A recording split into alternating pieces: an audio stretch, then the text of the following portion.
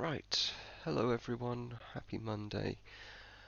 Well, it's not going to be the happiest of topics tonight. Um, Before that, though, let's do a little bit of housekeeping stuff. Uh, I am, as I mentioned on Friday, probably going to be streaming 3 days a week at 8 p.m. UK times. Going to try to keep up with this kind of general schedule of Monday, Wednesday, and Friday. Broadly speaking, I'm going to be somewhat flexible with this, but I'm planning on having Mondays be the day for kind of serious talks where I just, talk to camera and give an informal lecture on a topic.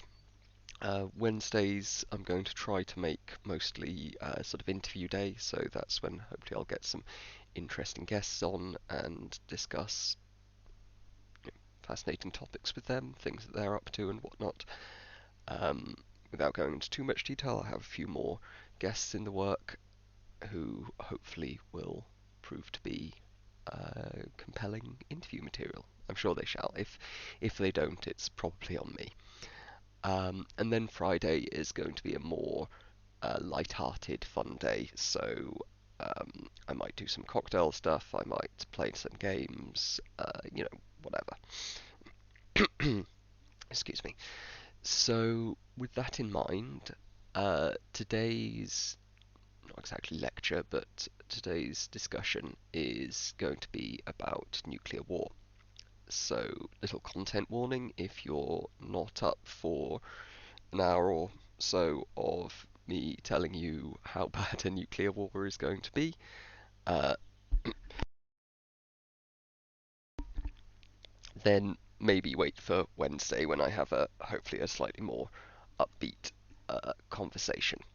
However, uh, this is an important topic, and if you think you're psychologically equipped to handle it currently, I would encourage you to watch, though of course I'm somewhat biased as your watching gives me more viewers, and that's a priori good thing on the internet apparently.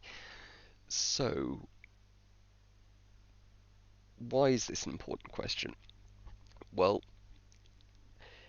it's a really a question of scale and a question of how we can grasp at very large, almost incomprehensibly large events. So, first of all, just a note on my expertise. I have no formal training in arms control or international relations or physics or anything like that. I am very interested in the topic of existential risk more broadly and nuclear war specifically, but I cannot claim any kind of real expertise in the area. As such, I always welcome corrections, but particularly in this case, if anyone watching happens to be an expert in any of those areas or any related fields, or just you know a lot about nuclear war or nuclear weapons or command and control or continuity of government and operations or anything like that, please do drop me a line. I would be very interested to chat, and if you want to come on stream and be interviewed or whatever, that would be wonderful. Um, but lacking in true expertise, I'm going to push ahead anyway with that kind of caveat that some of this may not be quite as accurate as one would like. I have done what diligence I can to get a good handle on it, but uh, yeah, just this is all from a non-expert. So going back to why I want to talk about this. Um, as humans, we're very bad at grasping the large variations in magnitude generally. Um, so we can see that this uh,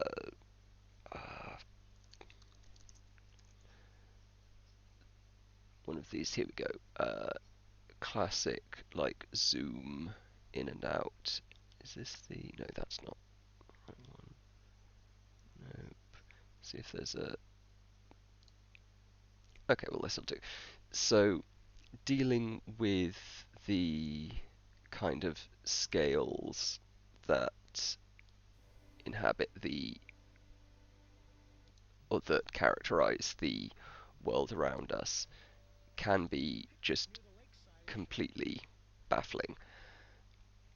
Trying to grasp the difference between the sort of meter scale here and the universe scale here is almost impossible for the human mind to do as we go back through the tens of millions of meters to tens of thousands of meters, so forth.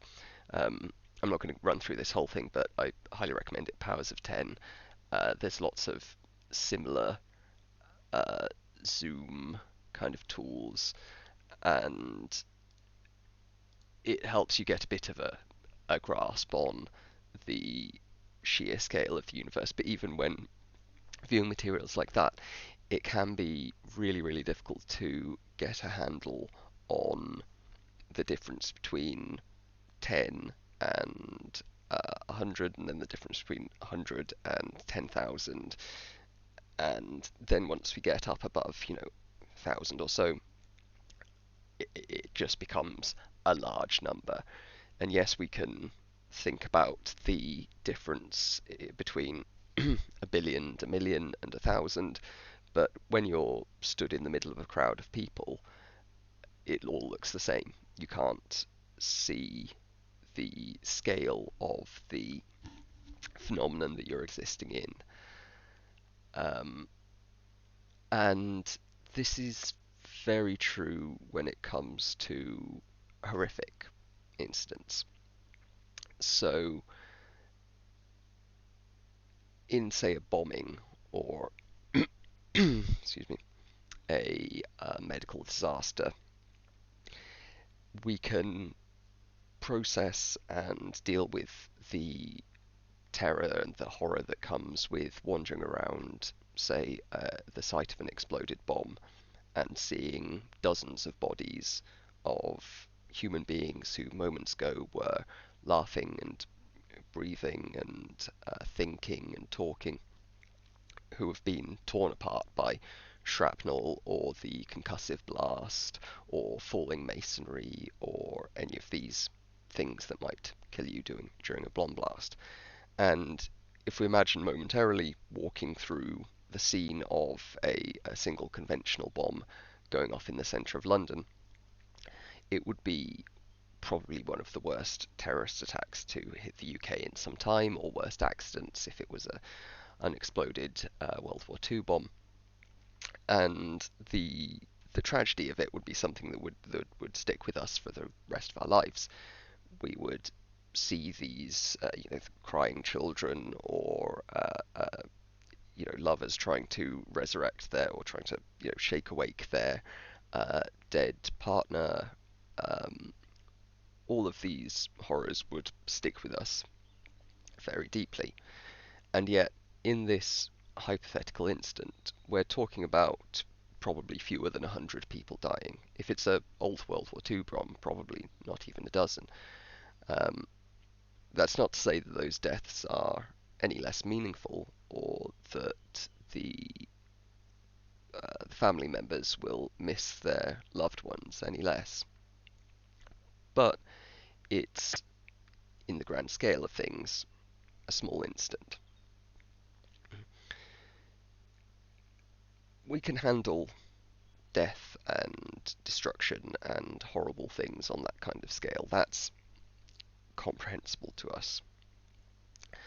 But when we start stepping up to nuclear weapons or widespread destruction, the destruction of entire city, it begins to saturate our ability to process the badness of the situation that we're in.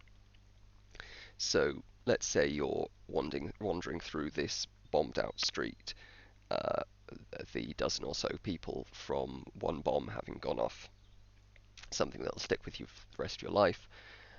It's going to be horrific. And then you turn the corner and see another bomb has gone off. It's probably not going to affect you literally twice as much as the first dozen or so bodies you've seen, but it's still going to be terrible and horrifying. Now let's say you keep on turning these corners, keep on walking down these streets, and every 50 meters a bomb has gone off and there's a dozen or so people dead. Pretty soon, in some meaningful sense, your capacity to feel empathy, to feel sadness as a result of these horrific incidents is going to become saturated. And this doesn't mean that you're a bad person, it doesn't mean that you're unable to empathize. It just means that humans weren't really designed, weren't really adapted for handling massive scale horror, devastation, these kind of things. This is probably part of the reason why we see some people suffering extremely severe psychological effects, psychological consequences after experiencing these kind of very bad events. We see a lot of shell shock in soldiers who've experienced extended intense trauma. We see similar effects in civilians who were present in, say, Berlin during the fall during World War II, or in any one of cities that over the 20th century have been severely affected by war and bombing. But we can carry on walking down these hypothetical bombed out streets all day, for weeks even, and getting to the scale of destruction that's wrought by a nuclear weapon, we're going to need to spend far longer than we feasibly could wandering around just seeing destruction everywhere. And there are some historical portrayals that have tried to give a kind of inkling into what this would be like. So the kind of classics for those of you who might have been around during the Cold War are probably The Day After and Threads, which were two, I think, made-for-TV movies in the US and UK, respectively. And if you ask most people who were sort of alive and reasonably aware of things circa the early 1980s about Threads or The Day After, and they'll come up with a fairly coherent, probably quite scary memory of seeing a film about the devastating effect of nuclear war. I'll just pull up a clip now so those younglings among you can get an idea of what we're talking about. No, not The Day After Tomorrow. Okay, here we go. This'll do. So we'll just watch a little bit of this. This is from The Day After, the American one. Yeah, he's correct about that.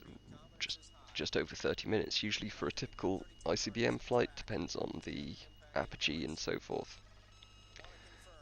This would be Looking Glass they're on at the moment, which is it's not up anymore, I don't think, but is a airborne early warning system. Okay, you hear numerous ICBMs if you're one of these guys, that's very bad. This is a Pinnacle nuke flash incident. So this is the actual attack going on. It's, yeah, people running around. I'm more interested in when the bombs go off. Okay, here we go. So this scene is seared into the memory of millions of people who were watching it live under the threat of a thermonuclear war. This scene isn't super accurate, but obviously this was a made-for-TV movie in the 80s, so we can't expect the special effects to be that amazing.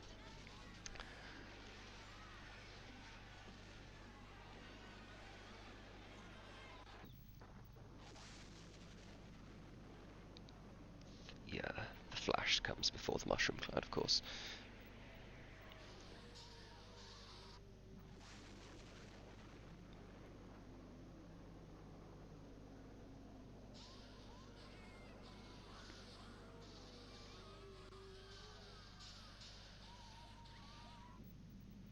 As you can see, it's trying to give a... Oh, some of this is archival footage from nukes. It's trying to give a kind of representative portrayal of these thousands and thousands of people being incinerated in an instant. In an instant. But it's incredibly difficult to really grasp the scale, where we're focused here on seeing individual people's lives being ended by a nuclear blast, but we don't get the scale for all of the hundreds of thousands, millions, tens of millions who are being affected.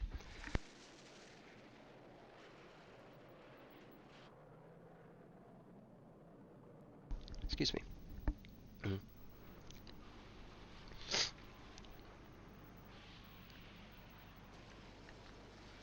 Again, a lot of this is archival footage from actual nuclear blasts.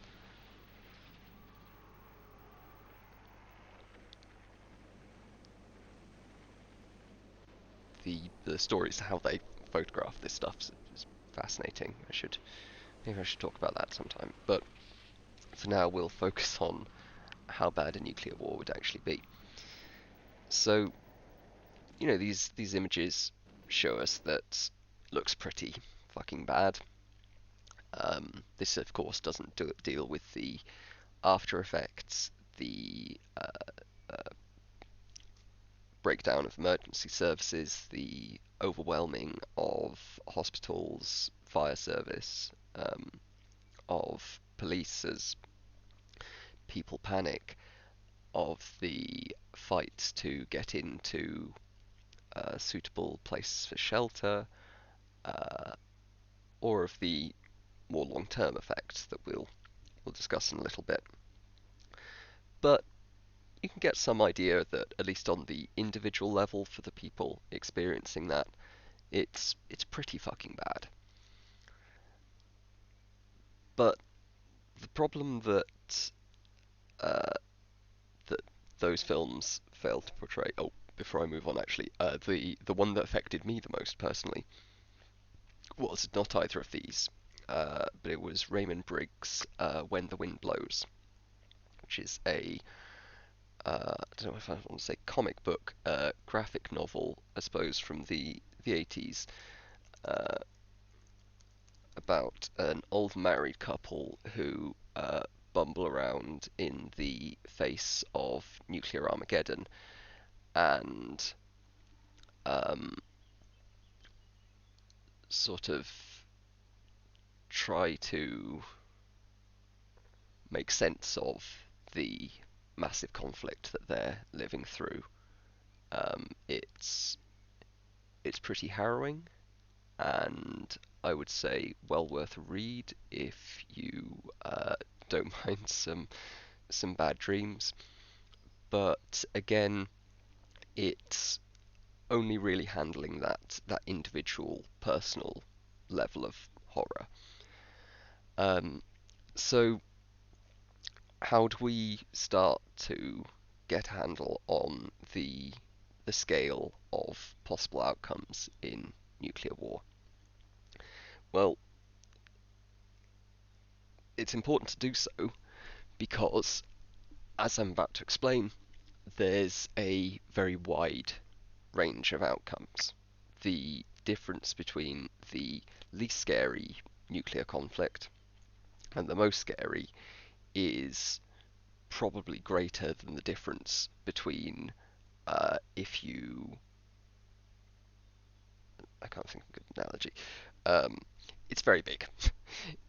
It varies by a factor of well over a million, probably considerably more. So, just as a rough metric for how we can kind of talk about these incidents, I'm going to introduce the unit, the uh, the Megadeth.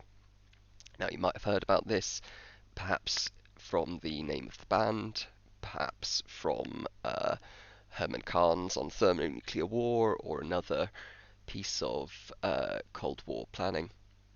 The Megadeth is 1 million human deaths. 1 million human lives ended prematurely as a result of an incident. Now, these units only tend to be thrown around when we're talking about nuclear war or something similarly bad. Um, but just to give you a kind of rough idea, um, it's likely that if you go to sports, if you go to large arenas, it's likely that the largest arena you've ever been in is seats maybe 100,000 people at most. Um, the world's largest arena is in North Korea that sits 114,000 people. But the Rose Bowl in California, the uh, uh, big sports stadiums in the US, and Wembley Stadium in London all seat 90 to 100,000 people, that kind of region. So there's a good chance that the most people you'll have seen in real life tops out have seen at one time, tops out at 100,000 people. Now, I don't go to sports events much, so I've personally never been in Wembley Stadium, but I understand it's very, very big. Let's just get a quick image shot of what it looks like when Wembley is full. Okay, there we go. So this is okay, that's not very helpful. Uh, just show me a fucking image. Okay, right. So this is something like what, well, less than 100,000 people. Um, Even if it's full, that's what 90,000 people looks like. A Megadeth is 11 of those. So if you got all of those people together 11 times, and then in the blink of an eye killed them all, that would be a Megadeth. Now, I may not be the biggest fan of football, but that would be the biggest single tragedy in a very long time, uh, possibly ever, since no one day of fighting in World War II caused a million deaths. So that's more people than you will meet in your lifetime, personally. It's probably more people than you will see in your lifetime in total in person, unless you go to very large sporting events very often.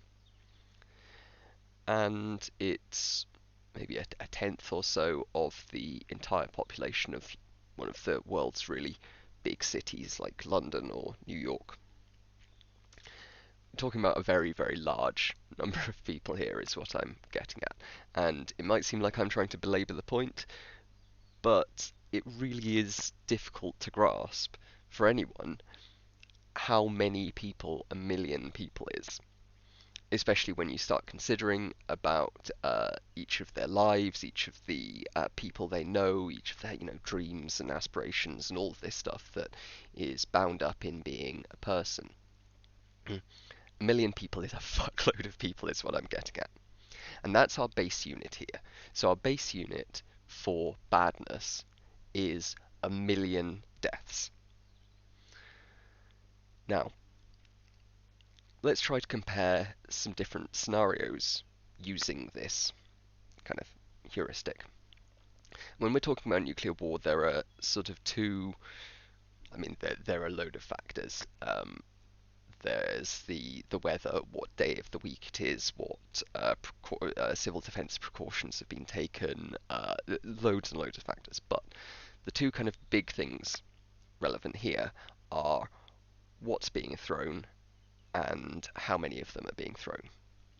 So, what's being thrown, what yield of nuclear weapon is being used, and how many are being thrown, how many individual warheads are available to the attacker in order to complete whatever the hell their goal is.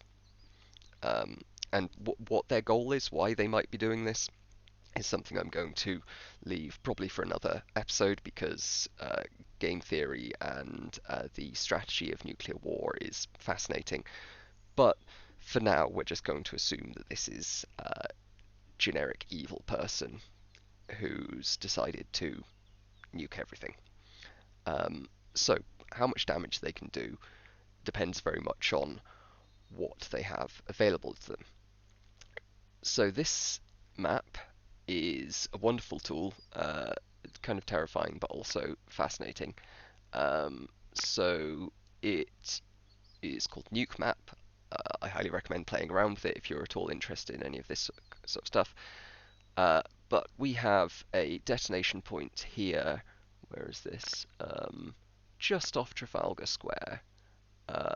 So yeah, let's move that to Trafalgar Square. Actually, let's assume that it's either being targeted there, or that it's a terrorist in a van or some such. Oh no, my portrait's in the National Portrait Gallery. That'd be a shame. Oh well, we'll make that sacrifice. So we've got the bombs going off there, and the scale of it, the yield, is pretty critical here. Critical. Get it? Yeah, doesn't matter. So the first thing to consider is this fact that we've got many orders of magnitude between the smallest nuclear weapons and the largest ones. So let's start with a crude nuclear terrorist weapon. This is 100 tons yield. This is the equivalent of a very, very, very big conventional bomb. Very, very big. 100 tons, huge. And I think, was it 100 tons? They've done tests on this kind of scale with just TNT, conventional explosives, to try to get uh, uh, try to test some of the protocols they were going to use for the early nuclear tests to see, how they would behave with really big conventional explosion. So by the standards of a nuke, 100 tons is nothing. Oh, sorry. When I say tons, just to be clear, this is the equivalent explosive power to TNT, trinitrotoluene, uh, trinitrotoluene, aka dynamite. So when I say 100 tons, that means that it's equivalent to 100 tons of dynamite being blown up at once. So this isn't the smallest, wouldn't be the smallest nuke ever produced, but this is plausible for a a, a, a terrorist group who's trying to build a proper nuke but hasn't done a very good job. Maybe their design fizzles a bit, so it doesn't release all of the energy it could. It's probably going to be quite a dirty explosion. But this is the kind of thing that if I and well, not me, I don't have training in physics, but if a couple of my physicist friends, who've got like a graduate level physics education, had access to some highly enriched uranium or plutonium, this is the kind of thing you could knock up in not exactly a garage, but it's remarkably easy to build. The the most difficult thing about building a nuke by far is getting hold of the fissile material. Once you've got that, once you've got some highly enriched uranium or plutonium, um, it's pretty easy to make something that'll go boom. It's considerably more difficult to make something that'll go boom efficiently, but if you're a terrorist, what do you care? Um, so let's try a 100-ton bomb. Now this thing is very good. It doesn't seem to have. Where's the death toll? Okay, it's not calculating the death toll right now, but that doesn't matter because we're not talking about a particularly massive one. So a 100-ton explosion is, again, going back to the calibration thing, when I say not a particularly massive death toll, this is still thousands of people died. This is still very, very bad. This is still unambiguously the worst attack on the UK since World War II, and a very, very, very bad thing. But the number of people actually caught in the blast, the fireball itself doesn't extend beyond Trafalgar Square. The heavy blast radius, this ring here, which is where basically everyone's dead unless you're in a hardened bunker, is only 100 meters, and central London's taken a pretty nasty hit, but it's survivable. Now let's see the difference between that and say the the typical weapon in the Pakistani nuclear arsenal. Not that I think that Pakistan is going to nuke the UK anytime soon. They're unfortunately much more interested in nuking India. But it's a step up. Now, we've gone from one of the smallest bombs you kind of could plausibly make to a 45 kiloton bomb. So that's from 100 tons to 45,000 tons. This is still a small nuke. This is still only about 3 times as powerful, 2 to 3 times as powerful as the bombs that were dropped on Hiroshima and Nagasaki, which, though devastating, were tiny by the scale of modern nuclear weapons. But we see that it's gone from only being really dangerous to the people kind of in the immediate area to a fireball that wouldn't actually touch down because we're doing an airburst here, but a radiation radius that cooks immediately everyone on the London Eye. I mean, the London Eye probably isn't standing after this. Um, Actually, I'm not sure what PSI would be needed to take it down. Either way, the moderate blast damage extends out to Elephant and Castle, and well into Hyde Park. So, and the thermal radiation radius extends about as far, a little bit further. Anyone caught in the open here is utterly, utterly fucked. And where is there we go, casualties. Sorry, we'll just go back to that because I missed the casualties bar. Okay, so our initial one, our initial strike, we're looking at maybe about 10,000, yeah, somewhere in the region of 10,000 casualties. Obviously, these are very rough estimates based on population data, but with our initial one, St Thomas's Hospital over here is fine. I mean, it's going to take some damage, but it's probably still standing enough to deal with the casualties. Got 10,000 casualties, very bad, but we're at 100th of a mega death here. Going back to the Pakistani standard bomb, we're up to a substantial fraction of a mega death here. This is still plausible in terms of nuclear terrorism if a sufficiently dedicated terrorist group got hold of a conventional nation state level nuclear weapon. They could potentially be doing this sort of thing. If we're out in Wembley that we were mentioning earlier, we're probably okay from this. But basically, all of the core of central London is pretty badly fucked. If you're inside this thermal radiation radius, if you're out in the open, there's a pretty good chance you're dead. If you're inside the moderate blast damage radius here, and you're not in a hardened building, there's a pretty good chance you're dead. And if you're inside the radiation radius and you're not behind a lot of concrete and or lead, yeah, you're dead.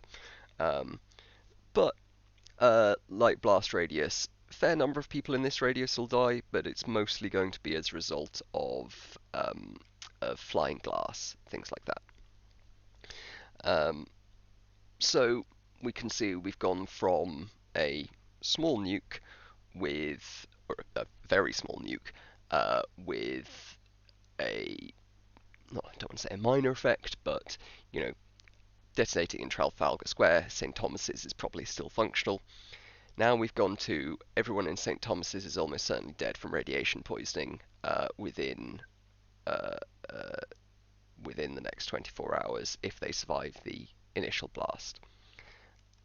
We've gone from the worst terrorist attack in UK history to an incalculable impact on the London economy. London is probably no longer the functional capital of the UK, and zero point 0.6 of a megadeath has occurred. So we're still not at that 1 megadeath level, but we've lost somewhere in the region of. Sorry, I'm reading the injuries there, my bad. So we've got 0.15 of a megadeath. My apologies. So more than a Wembley Stadium, not far off 2 Wembley Stadiums, but still a small number in nuclear preparedness terms. So let's move up to, say, a typical US warhead. So W87 is a warhead found in the Minuteman III ICBM. These are missiles that will be launched from fucking Wyoming and will loft high up 1,000 kilometers or so up into space, and then will come down at a speed of Mach, I don't know, 20 or something. High Mach numbers. Very, very fast. So we're moving up here from a 45 kiloton to a 300 kiloton, and this is the kind of thing that if America or Russia wanted to actually attack the UK, this is roughly the thing that they would be using. Again, we see substantial increase both in terms of the blast radius and in terms of the number of deaths.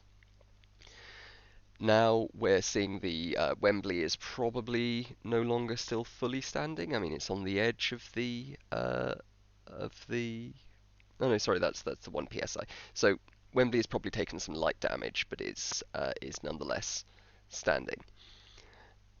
So just from this kind of scale up, and we can scale this up further if we want to look at, say, the largest bomb currently operated by the US. Okay, there we go, and now everyone in Wembley is cooked, and we've passed a megadeath.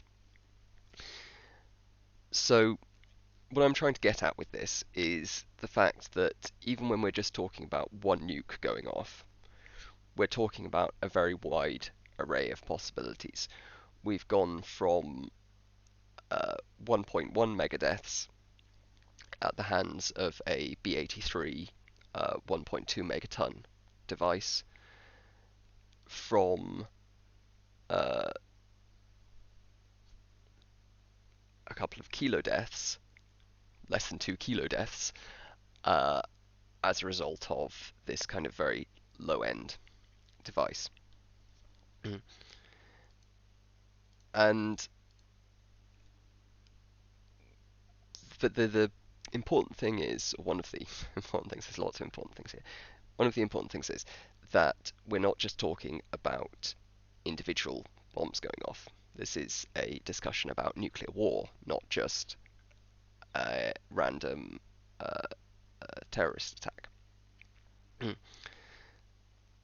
And when you start stepping up from individual nukes going off to multiple, we start to go beyond simply the direct deaths. Because a 1.2 megaton nuke going off over London would be extremely, extremely bad. We could not calculate the financial damage. The loss of life would be, like I say, hitting that mega death threshold for when loss of life gets really fucking big. Excuse me. And the effect on the healthcare system, on the fire systems, etc., all be really fucking bad. But the step up from one nuke going off accidentally to, say, a couple of dozen from a rogue nation, let's say North Korea decides to send over its full arsenal, is a big leap. We're going from less than one mega death to multiple, to perhaps uh, uh, 10 or more. Then there's another leap from tens of megadeaths to maybe hundreds. And this is what we're looking at if India and Pakistan started throwing nukes at them. And this is when we go beyond just the direct effects of nuclear war to the more, even more concerning effects, the kind of things that would affect not just those being directly hit with the weapons themselves, and not just those who are directly suffering from the disruption of infrastructure. But I'm not going to go through this whole thing, but I would recommend having a look at this feature in Nature, in which they summarize some of the current research on the topic. Even a relatively small nuclear war between India and Pakistan, involving probably fewer than 300 individual warheads, could result in a nuclear winter effect. Probably a relatively small one. We wouldn't be talking about, all sunlight being blotted out for decades. And there is still dispute over this, but it's pretty compelling that there would be some kind of global cooling, and the models currently available indicate that this could be on the order of several degrees Celsius. That would result in a double-digit loss in global food production. Now we're talking about not just the tens and tens of mega deaths from the direct effects of the nuclear war, but then we're also talking about the tens, possibly hundreds of megadeaths from years and years of extreme food insecurity. In addition, there would be climate stresses. So while we may kind of intuitively think cooling maybe offset global warming, maybe not such a bad thing, or at least, silver lining. And indeed, there are projects looking at using similar effects, so seeding the atmosphere with nanoparticles, or a whole bunch of different options to increase the reflectivity of the atmosphere and bounce off radiation from the sun in order to cool the Earth. Problem is, a nuclear war would do this, at least a nuclear war involving uh, uh, dozens to hundreds of warheads, would cause a cooling at a rate that's far, far faster than we would want to. And so rather than stabilizing the climate in any real way, it would be much more likely to result in a cold shock to a bunch of organisms that are already dealing with stress as a result of rapidly changing temperatures. So that would be pretty fucking bad. Now, like I say, there's still some disagreement over the degree to which we would experience cooling,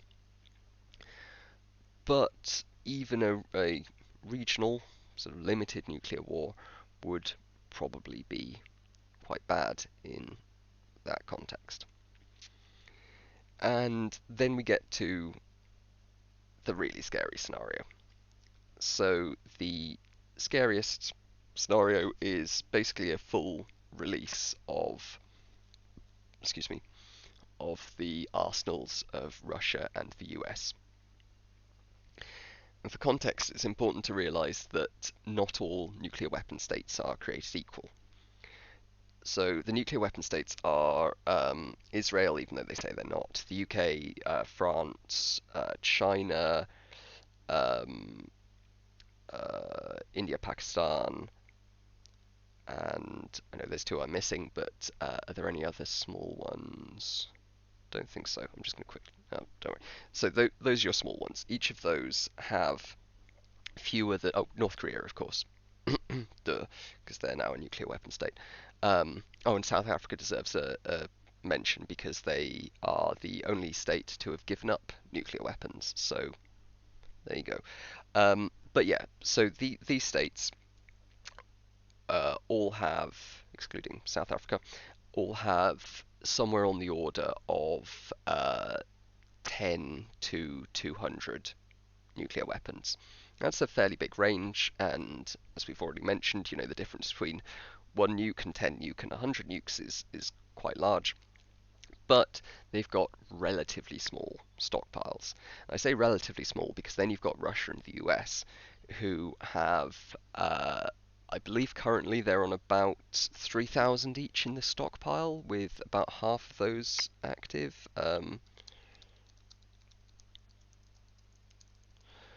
Let's double check that because I want to. Right. Oh, right. No, sorry. About 6,000, 7,000 each in the stockpiles. Um,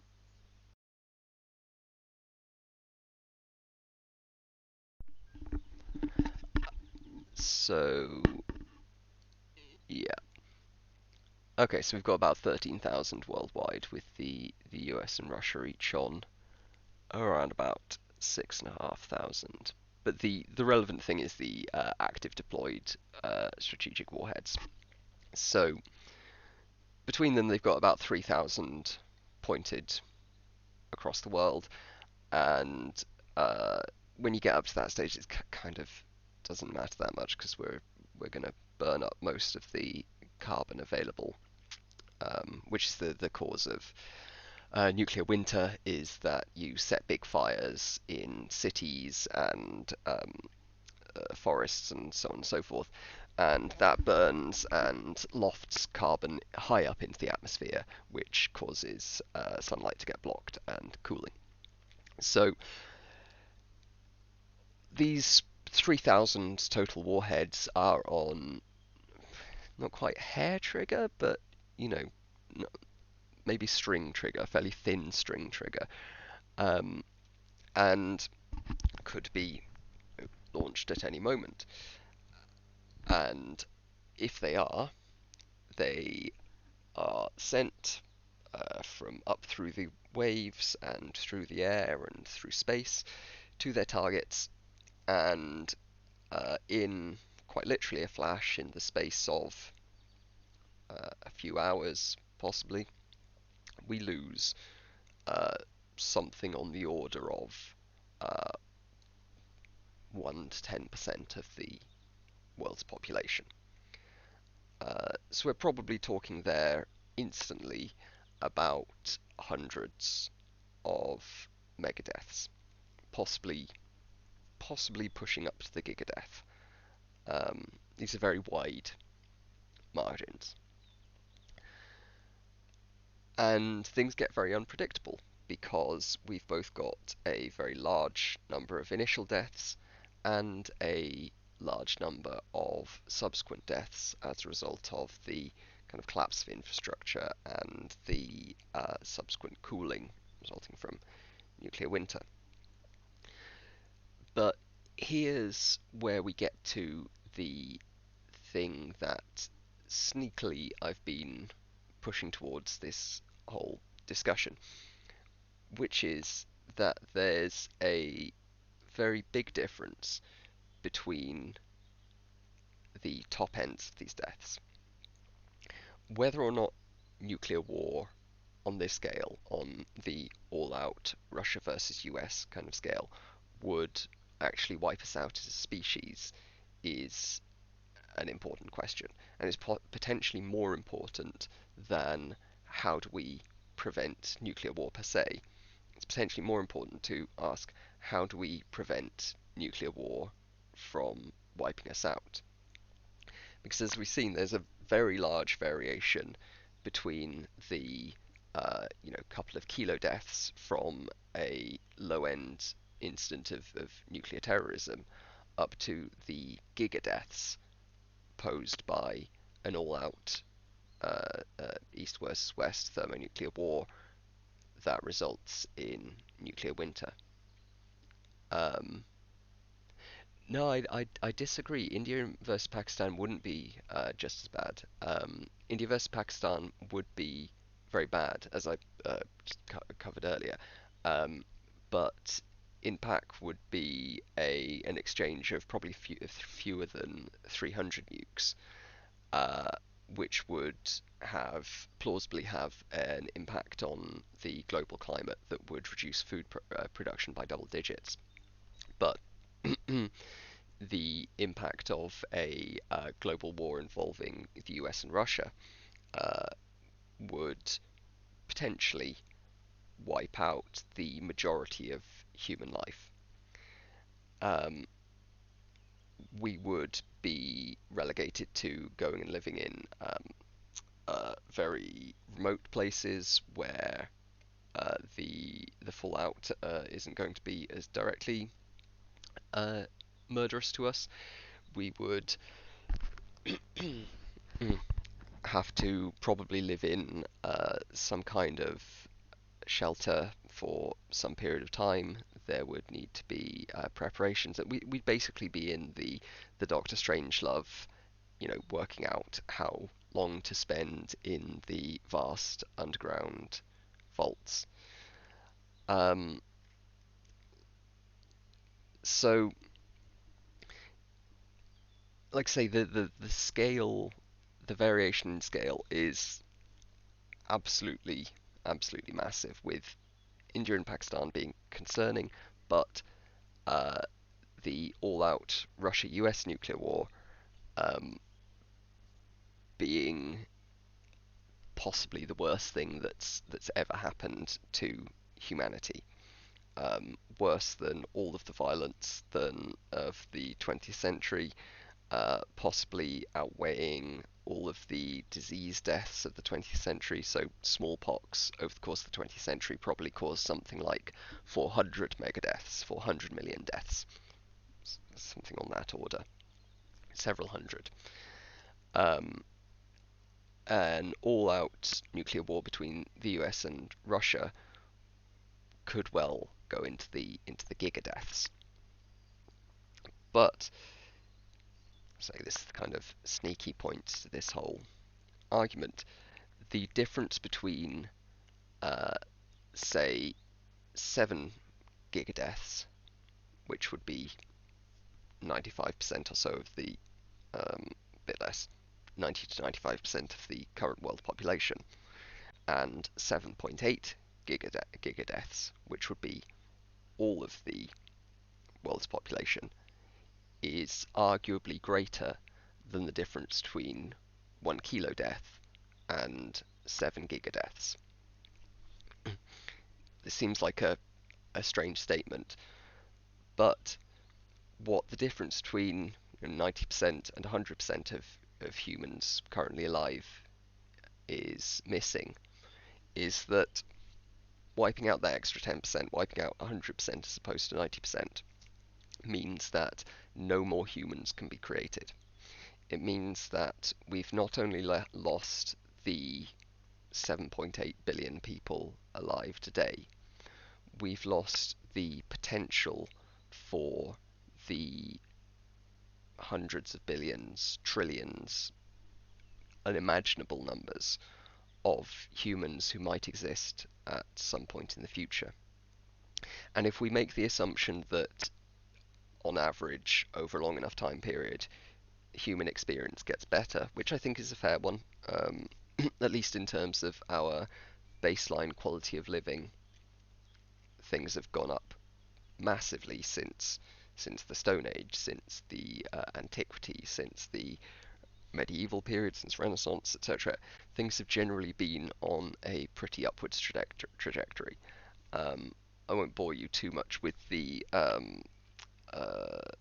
I won't go into that. We can discuss that another episode. Let's take for read that things are generally getting better. We can look at infant mortality rates, at the available calories, at years of education, at any of these metrics. Things have, over the long term, been getting better. So if we wipe out all of humanity, as opposed to merely 90% of humanity, we are wiping out the potential for things to continue getting better. We're wiping out the potential for the population to grow back to what it was, to exceed what it was. We're wiping out the potential for us to learn from our mistakes and do better next time. And we're wiping out the potential for us to spread away from our cradle, the Earth, and out into the stars. And we're wiping out the potential for trillions of humans to live on millions and millions of planets, perhaps billions, perhaps spread out through billions of galaxies, and form in each galaxy a new society, a million new societies, a billion new societies, flourishing and loving and laughing and living and doing all the wonderful things that humans do. And even if you think that the world is crap right now, or that humans cause a lot of damage, or that we are doing a bad job of taking care of the natural resources entrusted to us, you've at least got to admit that we might get better, and that the only hope for our getting better is continuing to exist. So just the sheer potential on offer, the scale of the universe and the scale of wonderful things that we might be able to do in it, and the scale of unrealized human experience. If you think to the most wonderful times of your life, the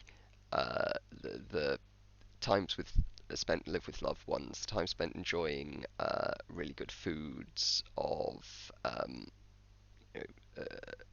just being content and happy, even if they are few and far between. We can imagine, and we have plausible ways of developing a world in which those experiences make up a greater part of our lives, and where we're not just content overall, but where we are in a, I don't want to say kind of transcendental, but in a far more positive, far more experientially valuable state than we're capable of achieving today. And this sheer, vast, incomprehensible level of potential dwarfs even the uh, billions of lives who are alive today, billions of lives that exist today, even the 100 billion or so people who have ever existed of members of our human species, alive and dead, are dwarfed by the potential experience that is on offer. I know I'm basically repeating myself here and basically belaboring the point, but it's such an important concept and something that is so minimally recognized, is this massive difference between almost everyone dying and actually everyone dying. So I guess what I'm trying to say here, to answer the question at the start, how bad is nuclear war, is it depends. And it depends on a lot of factors, and it's a lot wider range than you might expect, because our ability to comprehend terrible things is limited by our imaginations, our experiences, our neural hardware. We are incapable of adequately intuitively grasping the difference in awfulness, or how great a difference there is in awfulness between, say, a megadeath, COVID-19 in a few months, which would be the loss of about 0.01% of the population, 20 megadeaths, which would be the 1918 Spanish flu, which wiped out about 0.25% of the human population, or 0.25% of our current population. It was a larger percentage back then. Of 400 megadeaths, which is roughly equivalent to smallpox over the 20th century, or about 5% of our current current population. 7 gigadeaths, which would be the worst thing to happen to humanity ever, and would be wiping out of 90% of the population. And the wiping out of 100% of the population, which in, I think, very real terms, would result in terror deaths or pater deaths, terms that, well, aren't even on Google spell check, because they are so far outside of our comprehensible range of terribleness. So I'm going to leave it there. I hope that that's given some kind of perspective as to the massive range of bad outcomes. And just to kind of uh, uh, calm any worries a little bit, nuclear war is, I don't want to say impossible or even unlikely, but it's at least not the scariest thing facing us currently. And the likelihood of it occurring on the full kind of US-Russia scale is pretty low. If there were to be a nuclear conflict uh, imminently, it would probably be something more like the accidental release of a small number, or a nuclear terrorism incident, or maybe an exchange between sort of India and Pakistan. And as I've noted, all of these things are very bad, in the category of almost inconceivably bad. But just because their badness is inconceivable doesn't mean it's the worst thing ever, the worst thing possible. And as a species, we just need to do a lot better at calibrating our risks, and understanding the massive variation in the scale of threats that affect us. Because for the last century or so, we have possessed the technological capability to destroy our own species. And when we have that kind of power, the possibility space of bad things becomes much larger, and it behooves us to consider seriously what sort of scale we're operating at, and how different risks of, say, losing a fraction of a percent of the human population versus several percent versus 90% versus 100%, how there is a huge gulf between each of those that is, it's just hard to grasp, but we need to do a better job. Anyway, that's my kind of ramble for the day.